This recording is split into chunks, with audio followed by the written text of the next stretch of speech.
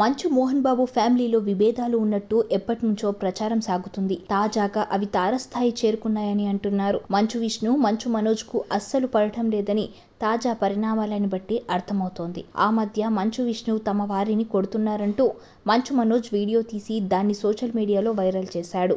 అది బాగా వైరల్ కావడంతో మోహన్ బాబు రంగంలోకి దిగి గొడవ సద్దుమణిగేలా చేశారు.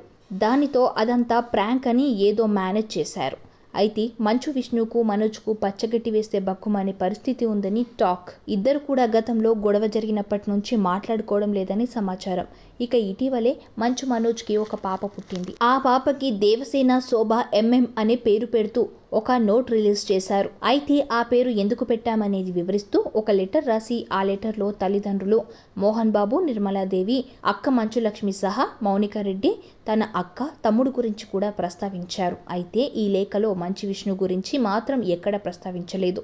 తన అన్న విష్ణు గురించి కావాలనే మనోజ్ విస్మరించినట్లు చెబుతున్నారు. మరొక పక్క ప్రణీత్ హనుమంతు అనే ఒక యూట్యూబర్ గురించి 2 తెలుగు రాష్ట్రాల్లో పెద్ద ఎత్తున చర్చ జరుగుతోంది. తెలుగు హీరోలతో మొట్టమొదటగా సాయిధరమ్ తేజ్ ఈ విషయాన్ని ఖండిస్తూ బహిరంగంగా స్పందించారు.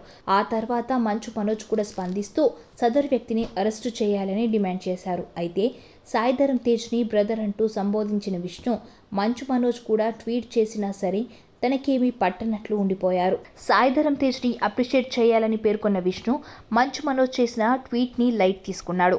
దీంతో ఈ కుటుంబంలో ఉన్న విభేదాలను సొంత అన్నదమ్ముళ్లే మరోసారి బయటపెట్టుకున్నట్లయింది. ఇక నామకరణం వేడుకల్లో విష్ణు గాని, ఆయన భార్య, పిల్లలు ఎక్కడా కనిపించలేదు. దీంతో మంచు బ్రదర్స్ మధ్య మనస్పర్ధలు ఉన్నాయన్న విషయం మరోసారి తెరపైకి వచ్చింది. గత కొంతకాలంగా మనోజ్ కుటుంబానికి దూరంగా ఉంటున్నారు. ఈ క్రమంలో గతేడాది మంచు లక్ష్మి, అన్నీ తానై, మనోజ్, మౌనికల వివాహం జరిపించారు. ఈ పెళ్లికి విష్ణు దూరంగా ఉండటంతో ఇద్దరి మధ్య విభేదాలు తొలిసారిగా బహిర్గతమయ్యాయి. తాజాగా మనోజ్ ఇంట్లో జరిగిన వేడుకల్లో విష్ణు కనిపించకపోవడం ఆ పుకార్లకు మరింత బలాన్ని చేకూరుస్తోంది.